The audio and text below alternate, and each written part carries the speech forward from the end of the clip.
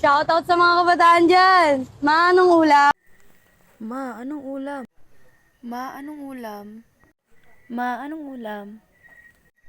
Sumuka sig pangunta noon sa Sudanoy. Baka nang baba ron na junk food to Sudan. Kaya wala may trabaho, mga kita. Sudan nag junk foods. Mo ganing paskwilahon ka para malaki Sudan pohon. Nya, kabalo ka atong impeachment about sa Duterte. Tung vice president nato karon. Wala na sad. Kay wa makailabot. Kasi senado raman to mo man ang opinion sa mga tao ron. Nya, nagsigi makagudkod og chisya sipot. Ma, ano sa ulam? Ma, anong ulam? Pasikat kay ka ba? Lumiit ang parso ning baba. Tanaw ning video. Wala kudkod ka jag chis. Na, gigil kay ko. Na. Nasumbago ning baba sig pamutan unsay sudan. 7 batayan para i-impeach si Vice President Sara Duterte ang tinukoy ng mahigit 200 kongresista sa nilagdaan nilang reklamo. Kabilang sa mga binanggit ang banta sa buhay ng Pangulo, mali umunong paggamit ng confidential fund at extrajudicial killings. Nga na kay nasabtan sa migilan tao. Iba wala. Kay nagkudkod na sad kag jis. Nangutana na sad ka unsay sudan. Kay inanaman ka mo man ang binuhatan. So, as you can see in that certain video, makita nimo nga beside dito ang mga reason nga nang ipa-impeach nila si VP Sara. So, ako na ko dito is kabalo ko nga kitang tanan nila ilang opinion about this issue. So, kung ako yung pangutanon if mag ba ko dili, I would say no.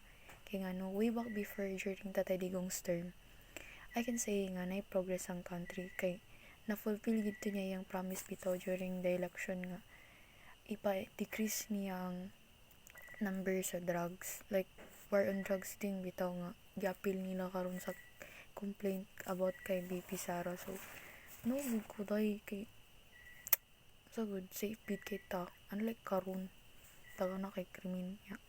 One more thing, diba? Kanang, apiki kay sila ikaw apiki kay ka, di ka pa kaulat. Tagan pa ikaw istorya. Apiki kay sila magpa-impeach kay Sara ba niya. Sara, first name basis ta. Apiki kay sila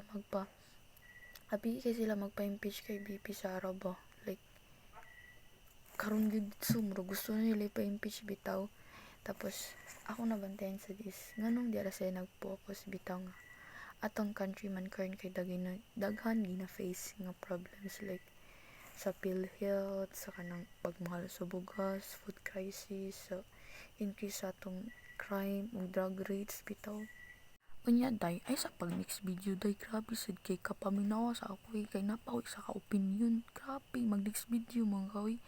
Nakay nanduman ba like human naman ang Valentine's Day kanang realize lang na ako nga magsakit siguro na nung kanang giba na ni mga tao sa sinugdanan hantod sa nakadaog siya, tapos iaway-away ka, tapos galit din ka talikdan. Grabe.